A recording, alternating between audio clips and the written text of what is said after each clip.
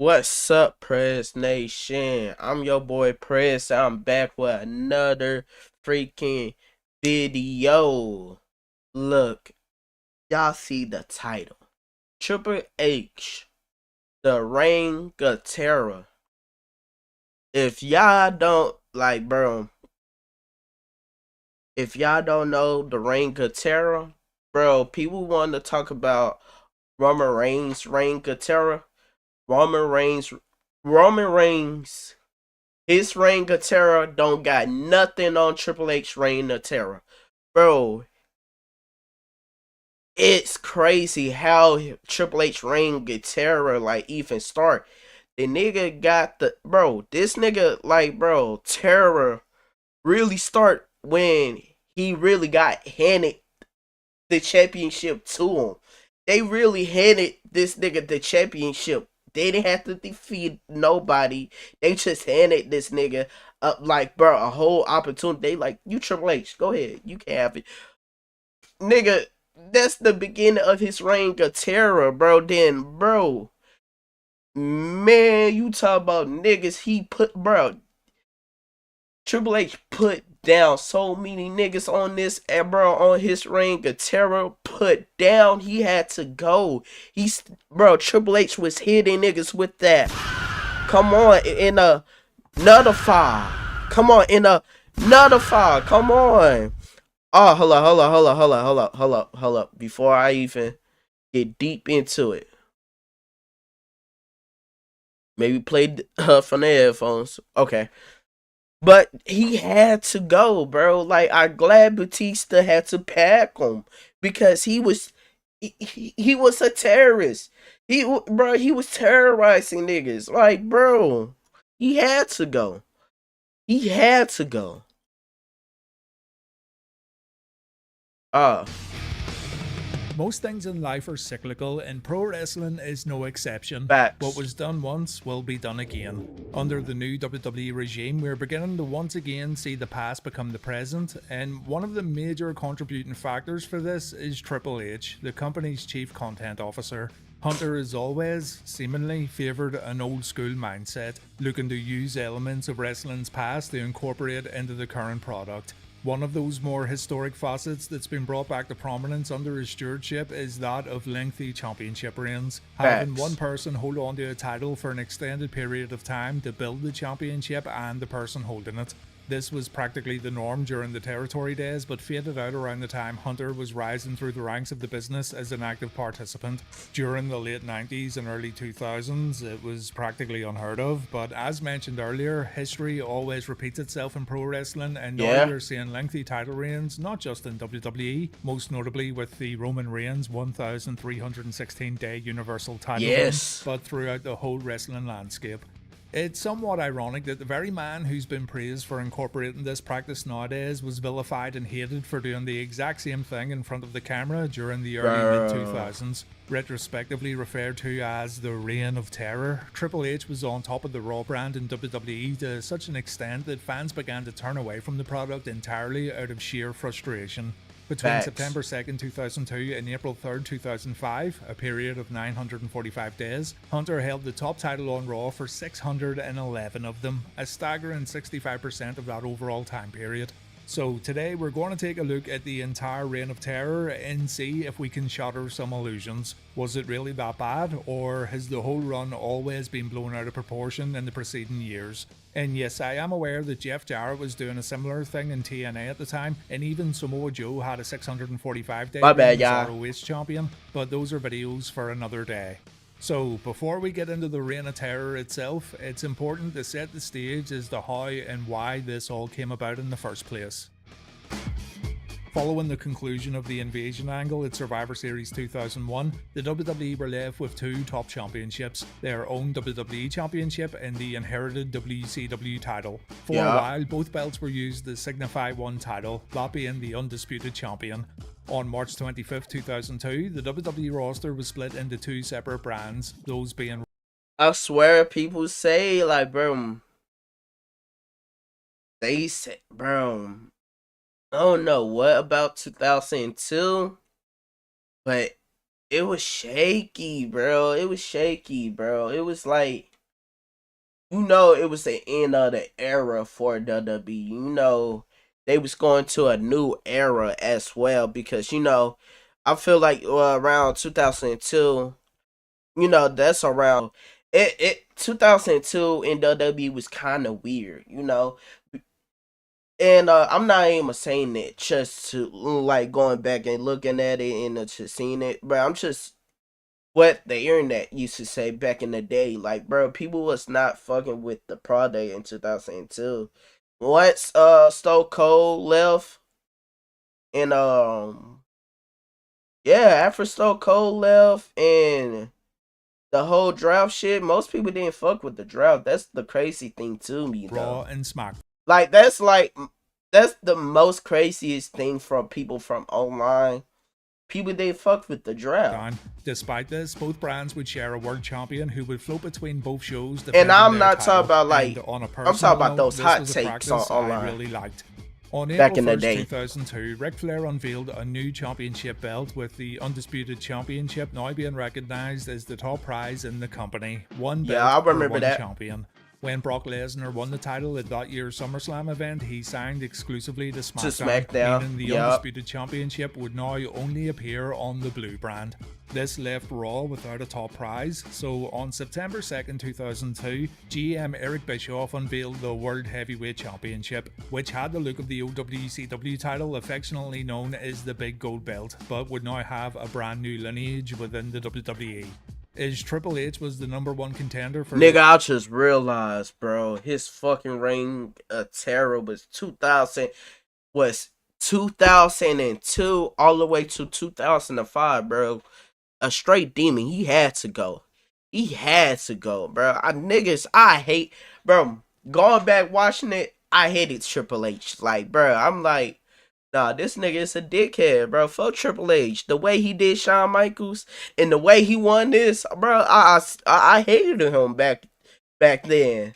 And people be like, bro, you ain't grew up there, or bitch. I went back and watched. It might ain't felt the same, but I still watch. I still felt the hatred. Y'all felt that hatred about Triple H? I felt that mud. Because once he won that, I'm like, okay, I'm not fucking with it. Lesnar's newly christened WWE Championship, I'm not fucking with Eric decided to award this new top title on Raw to the Game, making him the first recognized World Heavyweight Champion of this new WWE version of the title. Ric Flair took exception to Hunter being handed the championship as opposed to earning it, and so the two clashed in the main event for the gold, with Hunter successfully retaining the belt in his first defense. Every champion needs a challenger, and so the next week a fatal four-way elimination match was set up. I think it was hard. Who would face Triple H at the upcoming Unforgiven pay-per-view. The hugely popular Rob Van Dam would win that match, outlasting Jeff Hardy, Chris Jericho, and The Big Show to do so. Van Dam was still relatively new to the company, having joined during the ill-fated Invasion angle, but had gained a huge following due to how unique he was from the rest of the roster, and so it made sense to give him this opportunity to shine in a pay-per-view title match. Unfortunately for Van Dam, he would come up short as Hunter, with the help of Ric Flair, would retain the championship. No real issues with this decision. No one expected Hunter's reign to end after only a few weeks, and it gave Van Dam a spotlight to show what he could do against the main event talent. In saying that though, it did take Van Dam a long time to get back to main event status.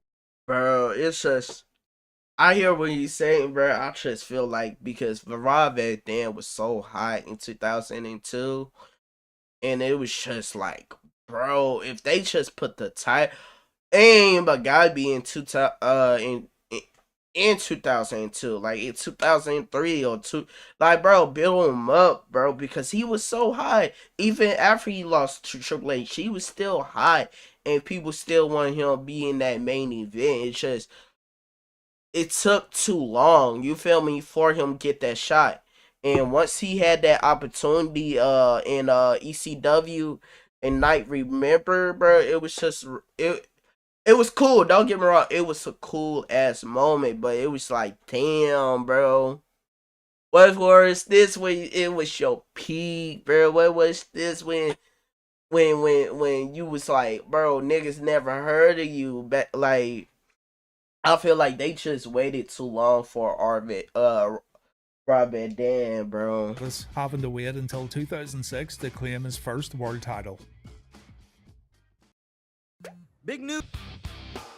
On the September 30th episode of Raw, GM Eric Bischoff announced that he only wanted one singles championship on his brand, with the rationale being that if there was only one title available, everyone on the roster would raise their game to try and win it. So he announced a unification match for the No Mercy pay-per-view, pitting the Intercontinental Champion against the World Champion. The IC champion at this time was Kane, an intimidating monster who had run rampant through the company since his debut in 1998 but had never really been seen as the man. He did have Facts, bro. Kane was always like, bro. It was like Kane was there just to be there. Like, even when he won those championships, it was like, you know what? It's just for the moment. You feel me? It was just for the moment. They never seen Kane as that guy, and it's just like, and it was kind of like, what? How you see like? And my thing is, how you see potential in the Undertaker, but you don't see potential in Kane? Like, it don't make no sense. And this whole storyline with Kane too, with Triple H, nasty. I don't even want to talk about it because I kind of did a video about, not on it, but kind of like on the worst like booking decision through 2000 through today and shit. I don't even want to. Single reign as WWE champion under his belt. All I gotta say for the people who haven't seen it, bro, this whole storyline between Kane and the Triple H. Bro, that shit is so like, it's a what the fuck moment, bro. And it's like, why this shit is on my TV. But that only lasted for one day, as Steve Austin would immediately win the title back. He Yeah. was always in and around the main event scene though, and fans still enjoyed the Big Red Machine's work, even when his booking was best described as inconsistent. So when it was announced that it would be he who would be facing Triple H, there was an air of optimism that maybe this would be Kane's time. Unfortunately, every shred of that optimism was ripped away with the ensuing storyline leading up to their clash at No Mercy, the infamous Katie Vick angle. I'm not going to get into that here, as I've already done a video on it, and it's one of the most talked about storylines in WWE history anyway. But take it from me, it was heinous and it did Kane no favours heading into the match, especially considering that the high stakes of the match would have been an adequate story anyway. Much like Rob Van Dam, Kane came up short, thanks once again to outside interference from Ric Flair, allowing Triple H to hit a pedigree and pick up the win. A build-up Evolution.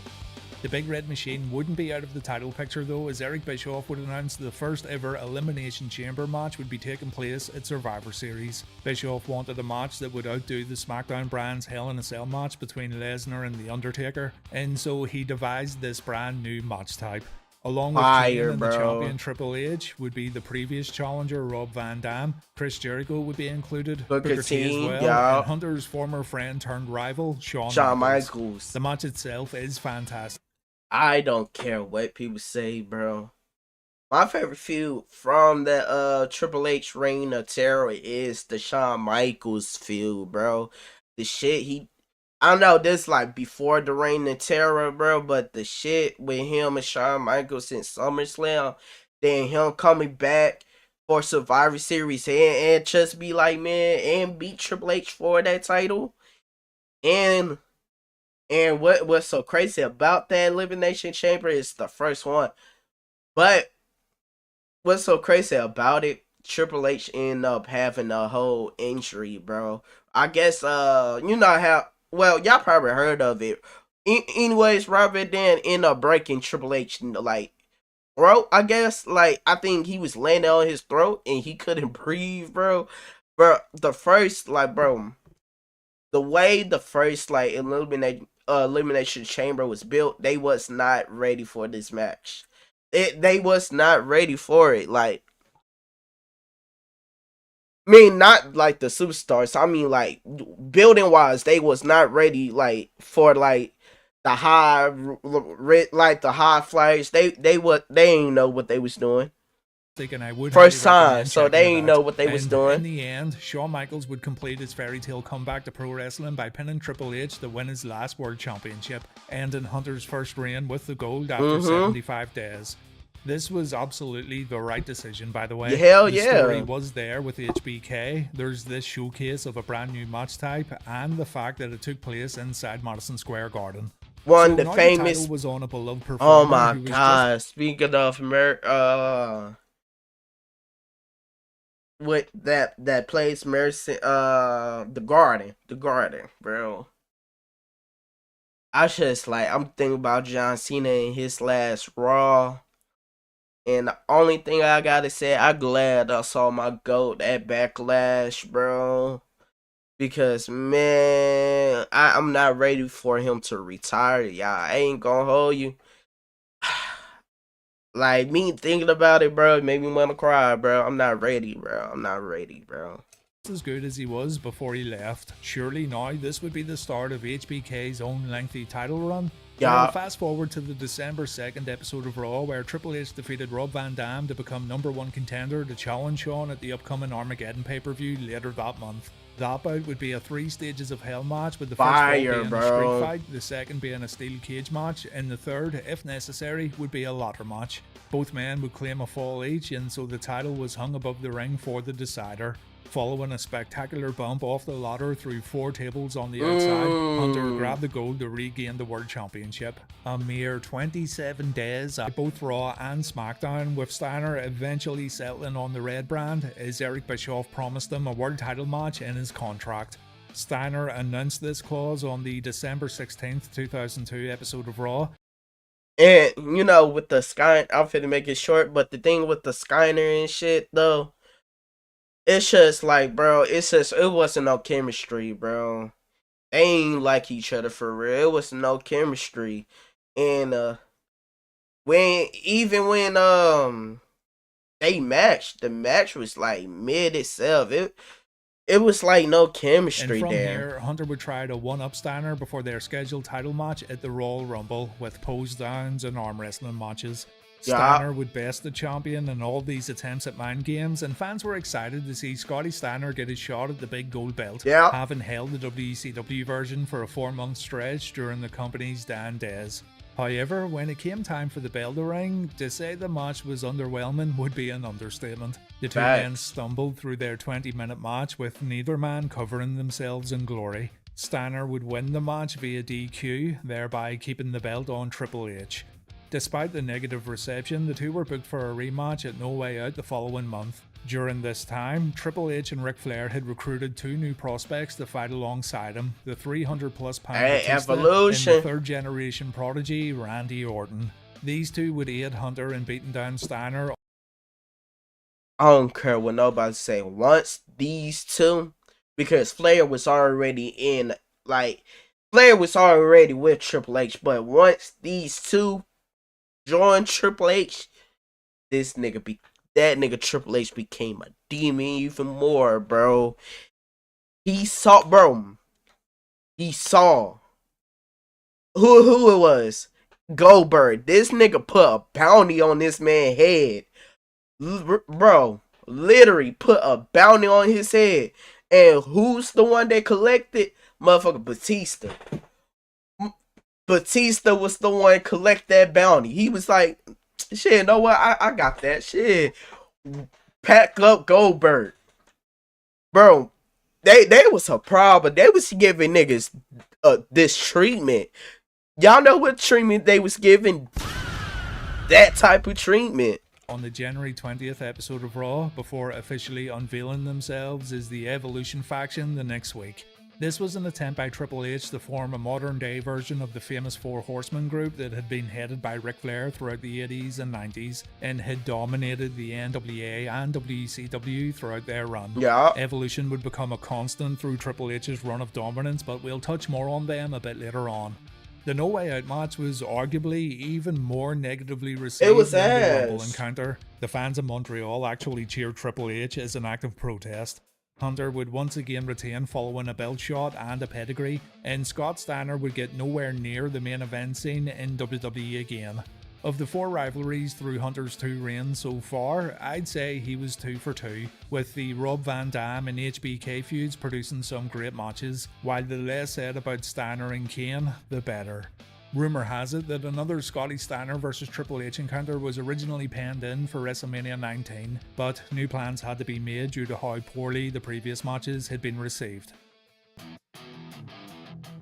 Hunter needed a new opponent going into that year's WrestleMania, and he'd get one the night after No Way Out. Booker T would win a 20-man battle royal, last elimination.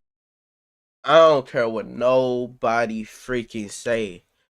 This storyline, bro, with Booker T and Triple H was the most racist storyline in wrestling fucking history, bro. Calling Booker T a fucking criminal. Just being racist.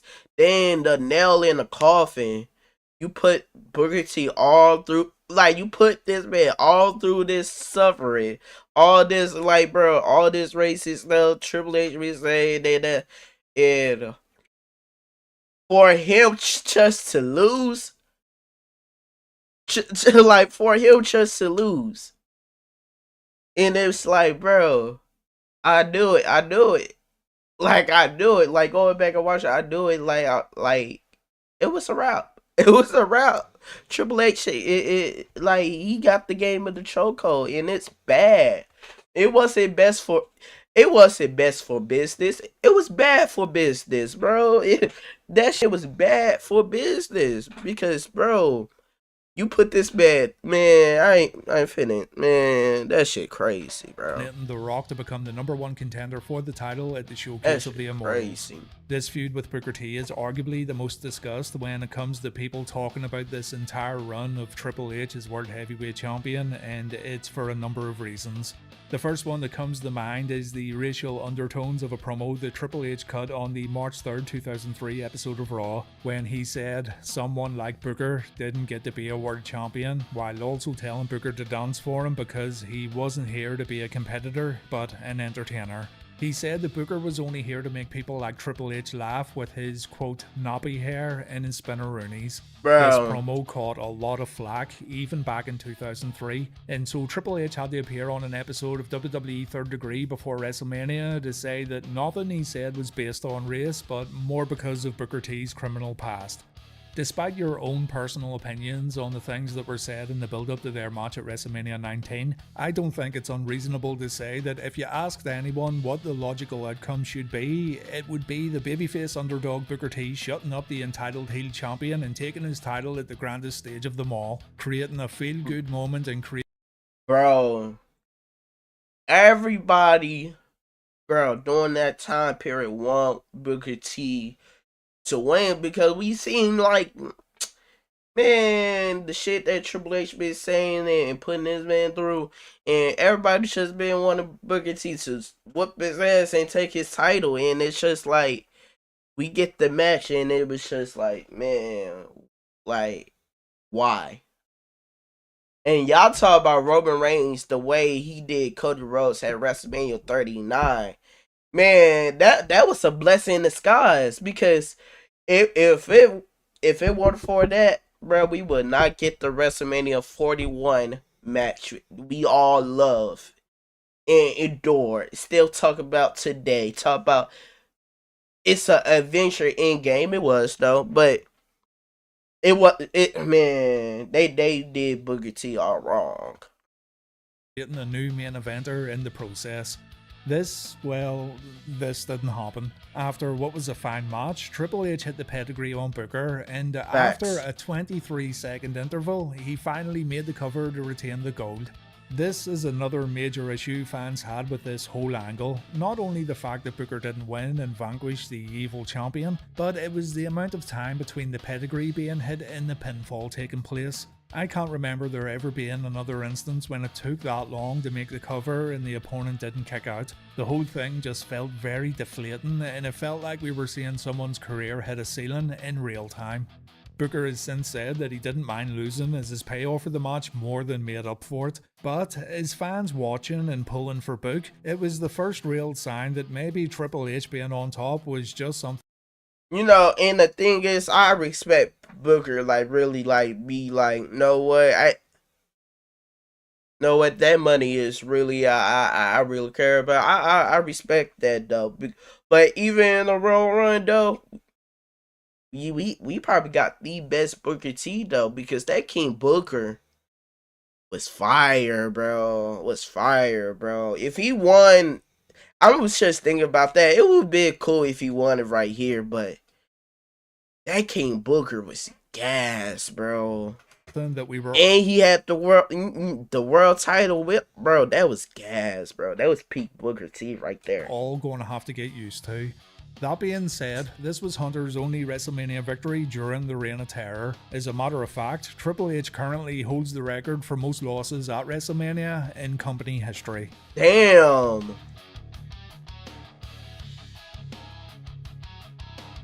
Kevin Nash. It would be another face from Triple H's past that would step up to the plate next, as he would enter a program with a returning Kevin Nash, another one of Hunter's close friends and a member of the infamous Clique.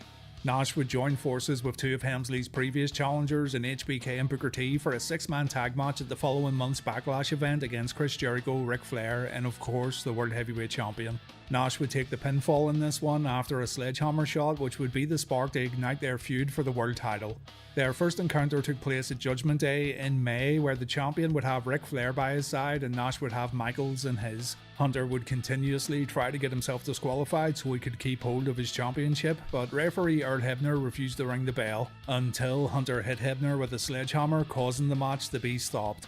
After the bout, Nash put the champion through the announce table with a jackknife powerbomb, meaning the feud was going to continue.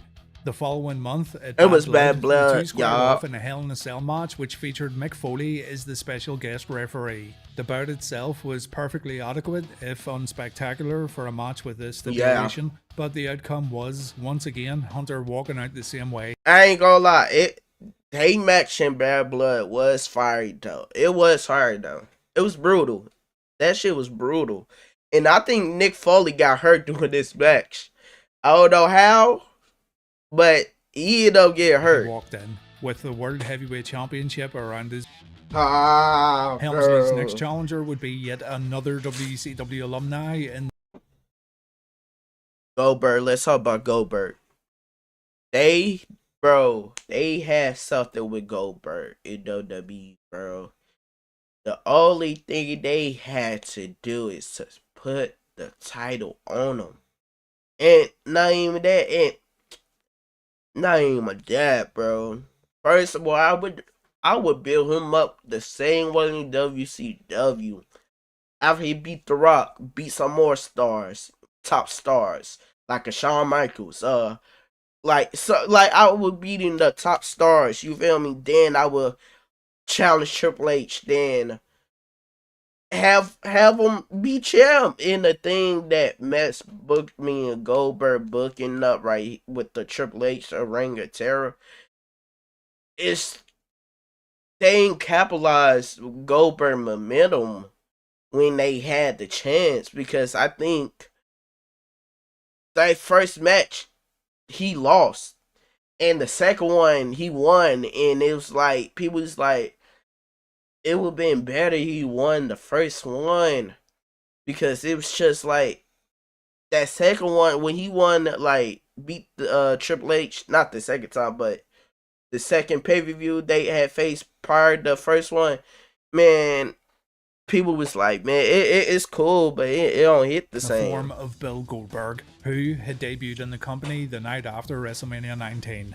Eric Bischoff announced that Goldberg would face Triple H for the world title at SummerSlam before going on to make it an ODQ match. However, co-GM Steve Austin would overrule Eric and instead make the bout an Elimination Chamber match featuring Triple H, Goldberg, Kevin Nash, Shawn Michaels, Chris Jericho, and Hunter's Evolution stablemate Randy Orton. It's worth noting that at this point in time, Triple H was carrying a groin injury, which resulted in having to wear compression shorts under his regular tights. I ain't gonna lie, bro. Kind of like those way better than his regular ring attire. I ain't gonna hold you. Once I saw Triple H with with that gear on. I'm like, nah, bro. I wish you wear that more Keep often. that in That shit was mind. fire to Hunter me. is working hurt That here. shit was The fire chamber to match me. is absolutely fantastic, and it is worth checking out. It's a star-making Yes. performance from Goldberg, who destroys everyone until it comes down to just himself and the game. Many thought that, given his dominance throughout the match, his reputation as a wrecking machine in WCW, this being the WWE's second biggest show of the year, and the fact that Hunter was injured, this would be the time to put the belt on Goldberg. But, as is becoming a pattern at this stage, Triple H picked up the win with the use of his sledgehammer, and the game retained his title. This, much like the Booker T situation, was seen as hugely egregious in the eyes of fans. There didn't seem to be a better time to crown Goldberg and have something new at the top of the card, but once again, the decision was made to keep the belt on Triple H. Goldberg would continue to chase Hunter and the world title as the night after SummerSlam, it was announced that Goldberg and Helmsley would be facing off one-on-one for the championship at September's Unforgiven pay-per-view. Triple H accepted the match on one condition. Hey, they need to bring Unforgiven back, bro. They need to bring certain old pay-per-views back, bro. And I know they be doing it for NXT, but I feel like bring some for the main roster. You feel me? If Triple H retained, then Goldberg would be forced to retire. However, it was then stated that if Hunter got counted out or disqualified, then the championship would change hands. This stipulation honestly telegraphed the result of the Unforgiven match, and so it proved to be, as Goldberg would finally end Hunter's second reign as World Heavyweight Champion at 279 days. The two would continue to reign as World. I mean, look at the people he beat. Well, Shawn Michaels, fire match. Scott, mid. Okay. Well, mid, because why you would DQ, but fire, man, what the fuck? But it's, the chamber's still fired though. Fire. Okay, it's okay because after I'm like, bro, me going back seeing Goldberg win it was just they didn't hit the same because like, bro. Same thing like if Shayna Baszler, like, you know, when she was so dominant in the Elimination Chamber and she was just putting niggas to sleep left and right, was so dominant. It's like if she lost that, like lose, and niggas gonna be like, damn, nigga, she was so dominant. She was whooping it, taking people out left and right. And it's like, people say that's the most boring, like, women's women's elimination chamber, but I say that shit was fire. That shit was fire. The Shannon Baszler, like, bro, dominating the elimination chamber. That's how Goldberg shit fucking did it, bro. Just like that, they learned their mistakes with Goldberg, and that's what I like, bro. This like, I can't. Like, his second reign was ass. Heavyweight champion. Like, I ain't gonna lie, like, bro, like, mix of his like reign, bro. It's like it's 50-50, bro. It's like it's some goods and bads, bro. At 279 days. The two would continue their rivalry over the coming months, including Triple H putting out a $100,000 bounty on Goldberg for anyone to claim, so long as they put Goldberg on the shelf. This bounty would eventually be collected by a returning Batista on the October 20th episode of Raw as he pulmonized Bill's ankle with a steel chair, putting the new world champion at a disadvantage going into the rematch at Survivor Series.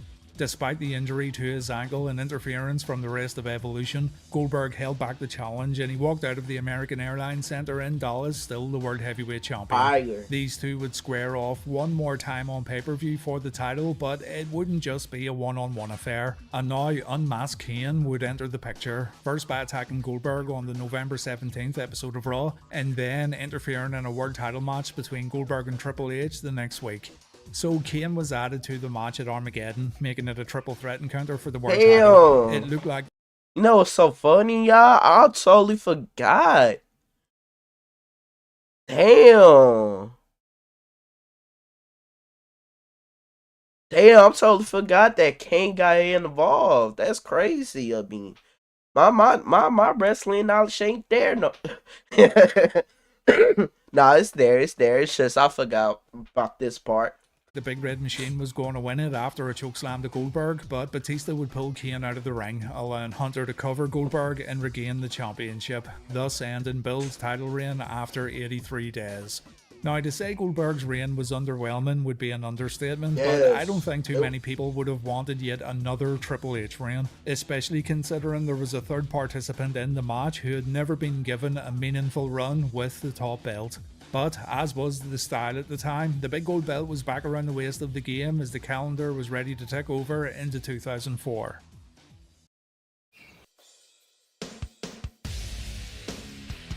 Not only was the world title seemingly permanently attached to Triple H at this time, but he was also all over TV at this point as well. If he wasn't opening the show with a long-winded promo, he'd be in several segments throughout the show as well as showing up in the main event. So when Shawn Michaels pinned Hunter in Shawn's hometown of San Antonio on the December 29th episode of Raw to seemingly win the World Championship, fans thought they may get a reprieve from the Triple H show for a while. But it wasn't to be. Eric Bischoff declared the match as a draw as both men's shoulders were on the mat during the fall. So the two were scheduled to renew their rivalry at the 2004 Royal Rumble, and Co-GM Austin made it a last man standing match for the title. After a disappointing non-finish to the Raw match, this was a chance for the fans to see a definitive victor between these two fantastic performers. So, of course... That's like, I don't care what nobody say, like, bro, they got so many bangers together, bro. It's just like, bro, it's like, why not, bro? It's kind of like, okay, who I would say Kevin Owens, Sami Zayn. Like, bro, you know those matches is a banger and banger and banger. But you know how us wrestling fans get tired seeing the same old match. We did got most people did got tired seeing this Triple H Shawn Michaels, but I ain't gonna hold you, bro. Me going back and seeing that, I'm like, bro, if they fight like this, bro, I don't mind them fighting like for hours. Y'all can keep on booking them. Like, that's how, like, bro, that's how gassed they matches was, the match bro. at the Rumble ended in a draw. Fans inside the Wachovia Center in Philadelphia were not happy and they loudly voiced their displeasure at the outcome. But I will say this, again on a personal note, I thought this match was brilliant, and although the finish was flat, it's a match I've gone back to numerous times. An absolute bloodbath here from HBK and Triple H.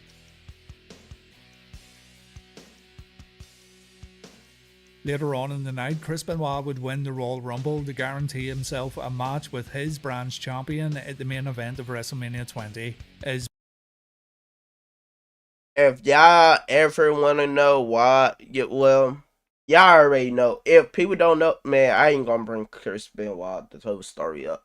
But that is the most forgotten Royal Rumble ever.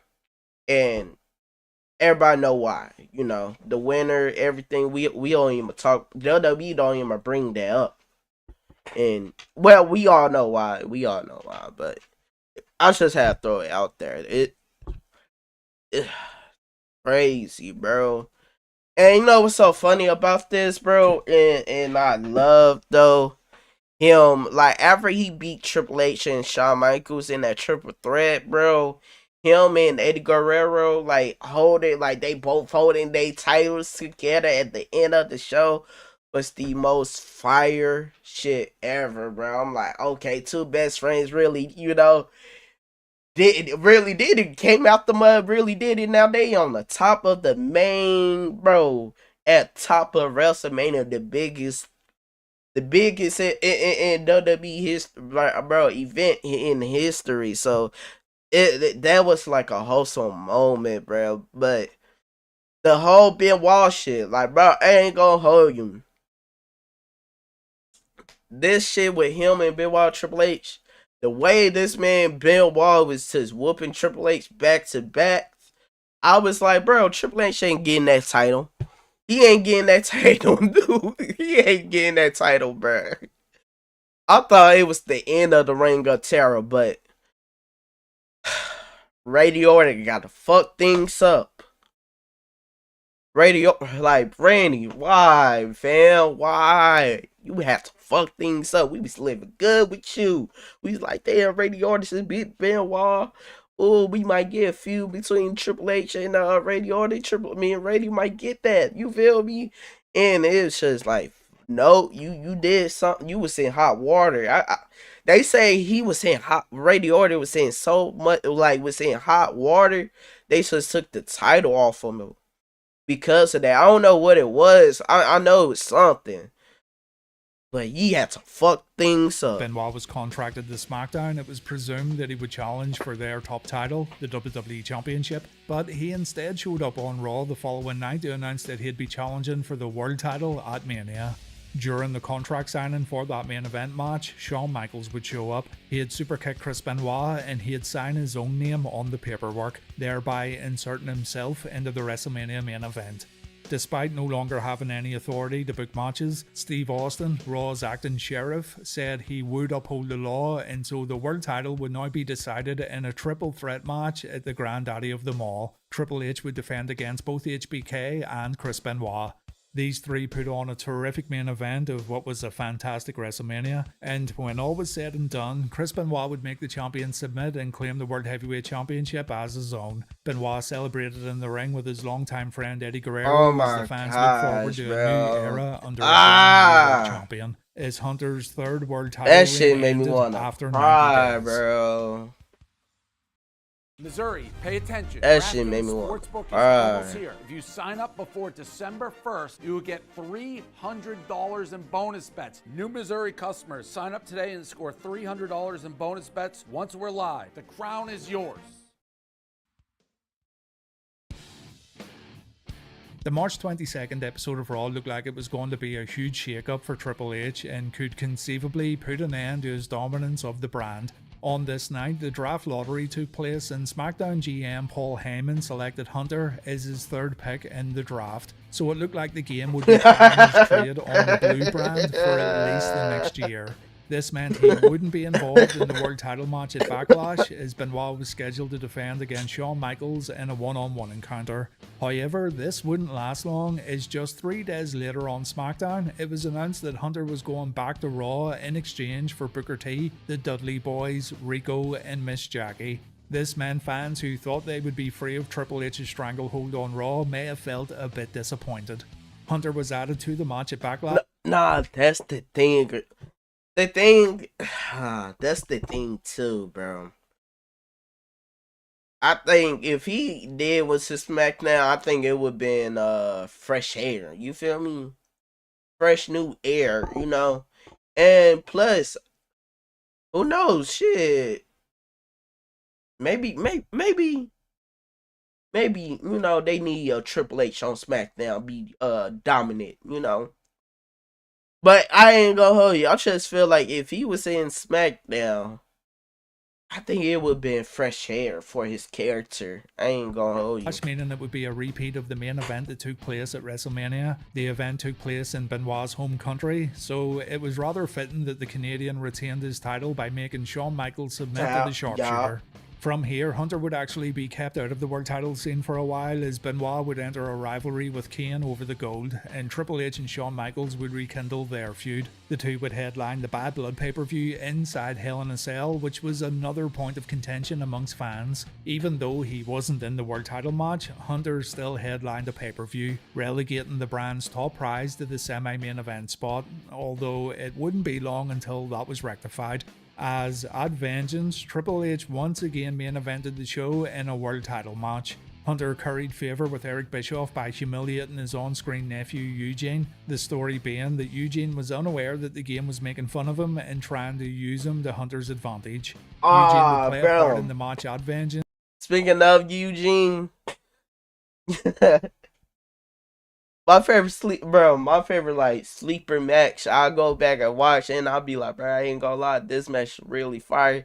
It's Eugene and Triple H. I think it was SummerSlam, bro.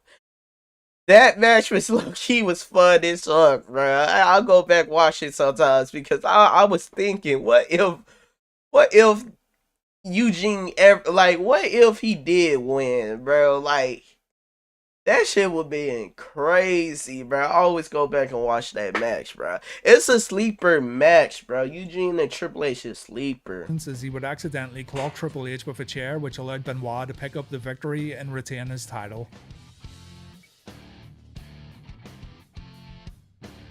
In the meantime, Evolution were still going strong on Raw, with the members picking up various championships throughout the year alongside Hunter's various world title wins. Going into SummerSlam though, there'd be a seismic shift within the faction. Randy Orton would win a 20-man battle royal on the July 26th episode of Raw to become the new #1 contender for the world title at SummerSlam, and in a shocking upset, he would pin Benoit at the pay-per-view to become the youngest world heavyweight champion in history, ending Benoit's reign at 153 days and bringing the big gold belt back. Hold on, I gotta go back. I gotta go back. Pay-per-view to become the youngest world heavyweight champion in history, ending Benoit's reign at 153 days and bringing the big gold belt back to Evolution. Fans responded positively to the change, and it seemed that they were going to continue to have new faces at the top of the brand for the foreseeable future, having now had 2 brand new world champions in a row. The following night, Evolution celebrated Orton's achievement in the ring, but it was all This, I ain't gonna lie, bro. It's just like, damn, bro. If Randy never got in himself in some deep water, in deep trouble, bro, this would be fire. They feel would be even fire, but it was just Triple H. After Triple H got the title and Randy Orton was going to try to get his title back, it was just like Triple H buried that boy, like literally bury him. And oh my gosh, that nigga was burying niggas, bro. Go shovel, bro, putting niggas in the dirt. But I ain't gonna lie, this right here though, clean. One of the greatest, this one of the greatest, twist, shocking, twist, in WWE history, bro, because we all did it, expect, Triple H, turn on Randy Orton, bro. Cruz, as a jealous Triple H booted Orton out of the faction and delivered a beatdown to the new champion. The two would enter a feud that saw Orton pitched as the babyface, but even though fans were happy that he had the title, they weren't convinced by this new persona of Orton, considering how effective he had been as a detestable, cocky heel for the past year or so. The two would square off at Unforgiven, and the company had a chance to build a compelling story of the student overcoming the master and building Orton into that top babyface role for the next few months. But they instead pulled the rug out from under everyone, and Hunter walked out of Portland as the world champion once again, ending Orton's maiden run with the top belt after just 27 days. Now yes, Orton didn't seem to have his heart in being a babyface as he played the heel so well, but he was undeniably talented and a brand new face that was young enough to build the company around. In the end, the Orton experiment was cut short before it even got a chance to get rolling, and it would take a long time for Randy to recover from this mediocre. It took... Wait, what year this is? Year... 2004, okay. So it took Randy Orton. It really took him 3 years to build. It really took him 3 years to be Randy Orton, be the guy, and that's sad, bro. And they had the opportunity to let him be the guy right there, bro. If he beat Triple H, they'd been okay, like he said, the teacher, bro. The student beat the teacher, bro. No, yes, Orton did. Same thing he did with Flair, bro. The teacher beat the student. It's just why they didn't, why they ain't pull it on Randy, bro? And didn't seem to have his heart in being I would never know that, bro. So well, but he was undeniably talented and a brand new face that was young enough to build the company around. In the end, the Orton experiment was cut short before it even got a chance to get rolling, and it would take a long time for Randy, but we weren't to know that at the time. Ah, shit. Damn.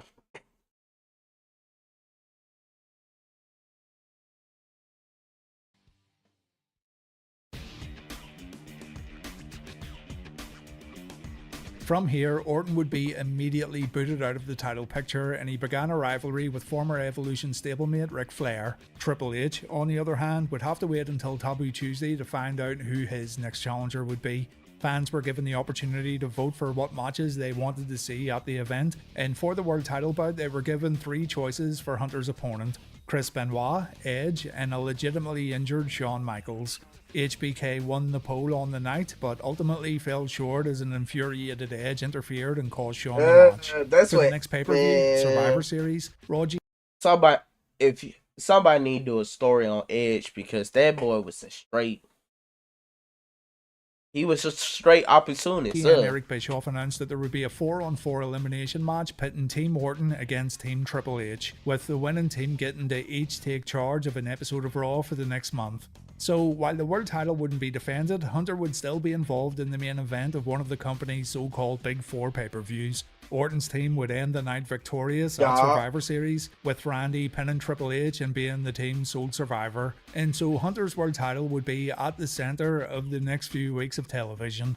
Maven booked himself into a world title match. He ultimately came up short due to interference, but it was the November 29th episode of Raw where things would take a turn. Seeing as Randy Orton lost the opportunity to challenge for the world title again by losing to Ric Flair on the Raw after Taboo Tuesday, he scheduled a 20-man battle royal for the championship. Vince McMahon overruled the idea, but did make it so that Hunter would face the winner for the title later in the night. Both Edge and Benoit were declared winners after both men's feet hit the floor at the same time, and so the decision was made that the world title would be defended in a triple threat match. Also, in this battle royal, Batista eliminated his Evolution brethren Ric Flair, which caused some tension within the faction, but more on this later on. The triple threat match resulted in a double fall as Benoit the way, and that's why I hate how Seth Rollins got hurt, because the way that Batista was building up, moderating, knowing Brian Breaker was finna be something crazy. He already something crazy, but he was finna be something crazier, even greater. You feel me? Greater. You feel me? That's a new Valkyrie. Yeah. That's no Valkyrie. Dang, I can't say Valkyrie. No, not while saying Valkyrie. No. I ain't thinking about Steven. Vocabulary. No. That y'all know what I mean. I just made a new word, new. Fuck. I can't. No, wait, shoulders were counted to the mat as Edge topped out while in a submission. Vince McMahon would subsequently vacate the world title, ending Hunter's 4th reign. I couldn't, bro. My bad. I couldn't, bro. Y'all know what I mean by carry, vocab words, bro. Y'all know that's what the words I'm trying to say. Vocab words, new vocab. Know what? Let's just watch this video. I can't even say that word right, bro. I'm just embarrassing myself, bro. Niggas already in my comments talking about, damn, bro. Damn, you slow good? Nah, bro. No, bro. It's just, just play the video, fam. After 84 days, and Eric Bischoff would announce that at the first pay-per-view of 2005, New Year's Revolution, a new world champion would be crowned inside the Elimination Chamber, with Triple H, Randy Orton, Edge, Chris Jericho, Chris Benoit, and Batista all being involved, along with the added intrigue of Shawn Michaels being the special guest referee for the bout. On the night that Vince announced that the world title would be vacated, Triple H and Batista got into a shouting match backstage over the result of both the Battle Royal and the Triple Threat match the previous week, planting even more seeds of doubt within Triple H's Evolution stable. Tensions would continue to rise leading up to the pay-per-view, as Hunter would accidentally hit Batista with a chair during a tag team match, but Dave would subsequently save Hunter from a crossface and pick up the win in a rematch of the tag team bout from the previous week.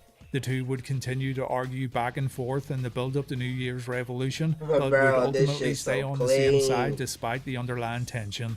All this added even more intrigue to the upcoming chamber match. would be a familiar one, as it would once again be Triple H lifting the world belt above his head in triumph with a big assist going to Batista.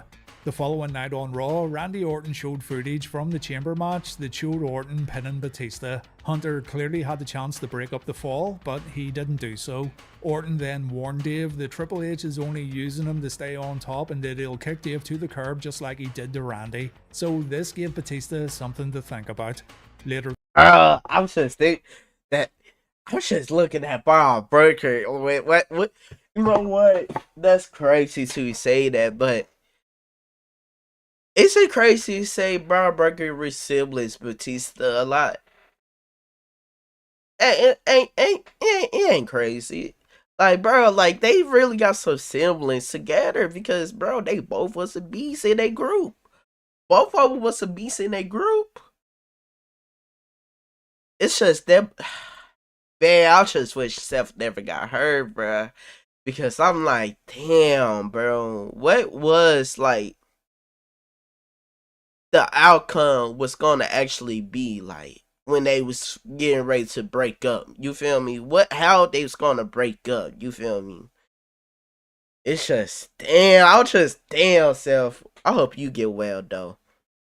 That night, Orton beat Batista to earn a world title match at the Royal Rumble. Randy's ban on challenging for the title was lifted once the title was vacated, and it was due to a miscommunication between Hunter and Batista during the match that Orton was able to pick up the win.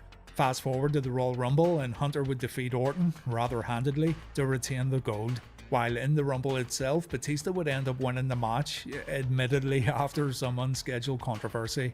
Dave earned himself a ticket to the main event at WrestleMania to challenge for the world title, and the night after the Rumble, Hunter said it'll be himself against Batista in the main event. But during the promo, a video of JBL, who was SmackDown's WWE champion, started playing on the Tron, and it featured JBL saying that he would destroy Batista should Dave choose to face him at WrestleMania. That same night, You know what's so cool about that? That nigga, like, that's why I say that nigga have to go. That's why I say this nigga Triple H had to go, because you see the gaslighting he just did with JBL to get Batista head, because he knows that Dave Batista that just won the Royal Rumble, so he try to find a way to escape. Bro, I'm glad, bro. I just love this story, bro. Oh my gosh, this clean. But he had to go. Triple H had to go, bro. I'm glad Batista hit that. He hit that. You feel me, nigga? You going down. No, nigga, I'm choosing you. No, nigga, you ain't. I'm choosing you. Who's next? You. It's Triple H. Bro, oh my gosh, fire, man. SmackDown GM Teddy Long told Eric Bischoff that he made Dave an offer to come to the Blue brand, and Triple H tells Ric Flair that maybe that wouldn't be such a bad idea. If Dave goes over to SmackDown, Evolution would rule over two brands, stating, and I quote, "That's a title Dave could actually win." From here, it would appear that JBL was out to get Dave, even trying to run him over with his limousine backstage, with Hunter making the save. During this time, Dave would help Triple H retain the world title against Edge on the February 7th episode of Raw, though things got interesting when Batista raised the game's hand while staring at the big gold belt hanging in the air. A great way to end Raw here, and it made people guess about what was going to happen bro, next. In the end, this it was so revealed that Hunter was the mastermind behind the whole bro. JBL situation, playing the promo JBL cut at the Rumble and orchestrating the whole. That's what y'all hear what this man just said, bro. He had to go. He had to go. Hit and run incident. Dave heard all this, unbeknownst to Hunter and Flair, and he would ultimately emphatically make his decision to face Triple H for the world title at WrestleMania 21 on April 3rd, 2005. Finally, after nearly 1,000 days, Dave Batista would defeat Triple H in the main event of WrestleMania to win the World Heavyweight Championship and And I don't. You know what's so crazy? During that reign of terror, he ain't make Randy Orton look $1 million. Well, he squashed Randy Orton, but my bad. Forget about Randy Orton. the way he make Batista look like $1,000,000, and I'm like, damn, you ain't did this with nobody in your Reign of Terror. Like, bro, he like, bro, Batista looked like, bro, the next Future he became the next Future of the company until John Cena came in and take over. It be honest, like, bro, during this time it was like Batista, John Cena. Batista was number one, John Cena number two. And over time, bro, that nigga John Cena took off. It was John Cena, Batista. Like, they slipped so, like, bro, they kind of slipped roles quick, and that's crazy. Include the so-called Reign of Terror, ending Hunter's fifth reign after 83 days. Hunter and Dave would continue their rivalry over the following months, with Dave ultimately best in the game. The world title would eventually be moved to SmackDown, with the WWE title coming to Raw, and Triple H wouldn't hold his brand's top prize until over 2 years later, defeating Randy Orton at No Mercy 2007. Don't raise dragons right off the bat. For new players, at the start of the game, don't rush to raise. So, after all that, was the Reign of Terror really that bad? If you were a Triple H fan, you could arguably say that it was a great time to be watching WWE. It's okay to come out of the echo chamber, guys, and it's okay to say the thing, it wasn't, like I said, it was 50-50. It had its moments, it has bads, but it's 50-50. It was good and bad during the Reign of Terror. So it depends how how other people view it. To me, it's 50-50. It had the goods and bads. So it was like a decent like reign, bro. Like a really like a decent fun reign and stuff. Well, not fun, nigga.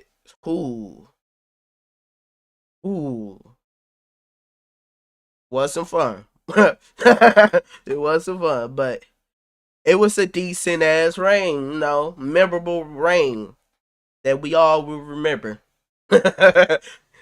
And some of y'all ain't gonna let that shit go. Till Triple H in that grave, right? Y'all ain't gonna let that shit go. You were a Triple H fan during this time period, if you did actually enjoy this time period. His time at the top did give us the Evolution stable, which produced 2 bona fide megastars. There was a consistent run of good to great matches, and of course, the story between the game and Batista was great, and it still absolutely holds up if you go back and watch it again from start to end. A reason for that program being so good was because of how dominant Triple H had been beforehand. There was always that niggling thought in the back of your head that Hunter could beat Batista at Mania 21 because, well, he had beaten so many sure things in the past.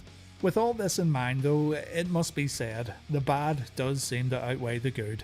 Triple H was practically inescapable during this time period, having the top belt, being all over the weekly shows and headlining virtually every pay-per-view he was involved in. The Katie Vick angle with Kane, retaining against Booker T and the whole build-up to that match, delaying Goldberg's coronation despite being injured. Even as a Triple H fan, it's hard to defend these decisions, especially knowing that Hunter did, more than likely, have the ear of the people making those decisions at the time, considering his status within the company and being the boss's son-in-law. As an attempt to pull a positive out of the Reign of Terror though, the WWE and its fans got an absolute bastard of a heel during this era, a guy whose dominance got under folks' skin and a guy people really wanted to see get beat. There is absolutely no better way in pro wrestling to show how dominant you are by emphatically destroying. No, what's so crazy about, like, hold on, know what, I'm gonna save it to the end. Opponents and winning matches. Just look at the Roman Reigns heel run, for example. The thing is though, Hunter's backstage reputation at the time, his relationship with Vince McMahon, the fact that he would unashamedly stand in the ring and call himself the absolute best in the business, and those deserving guys who didn't get a break through this particular time period. All these things make it easy for people to genuinely dislike Triple H both as a performer and, for some people, even as a human being. Is it really being a good heel or being a good politician? That's the blurred line that makes the Reign of Terror what it's become today.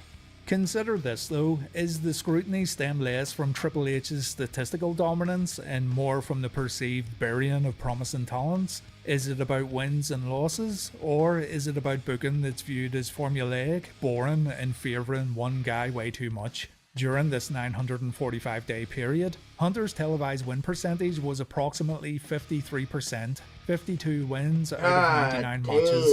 So it's maybe more to do with who Hunter defeated and not how many times he actually won, because as a champion that's perceived to be carrying a golden shovel, that's a pretty moderate win-loss record.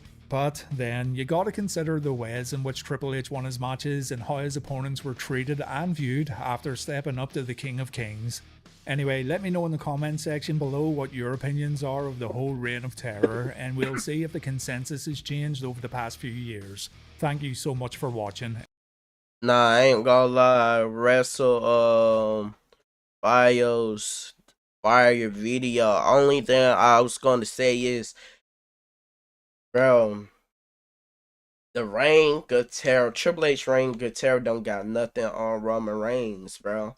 Because people like that actually did hated it. I ain't hated it. I love every single of it, bro.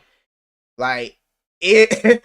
Even when he beat Cody Rhodes at WrestleMania 39, I was shocked because like normally WWE go for the hot guys. I mean, wait, pause, because I don't want people to like turn this shit gay, but I mean, like, like when the baby faces is hot in the business, they mostly like throw it in there, like, yeah, let him win.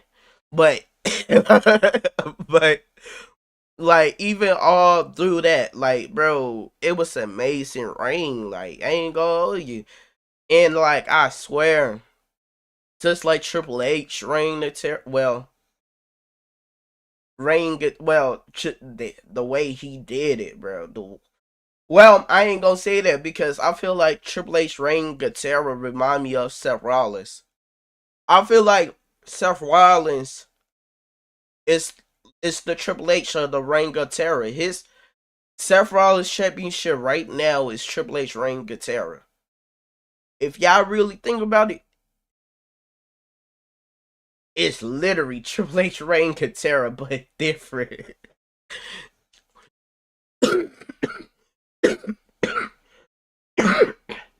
But really different. But shoot, I love y'all. If y'all enjoyed this video, go like and subscribe. Love y'all. Peace.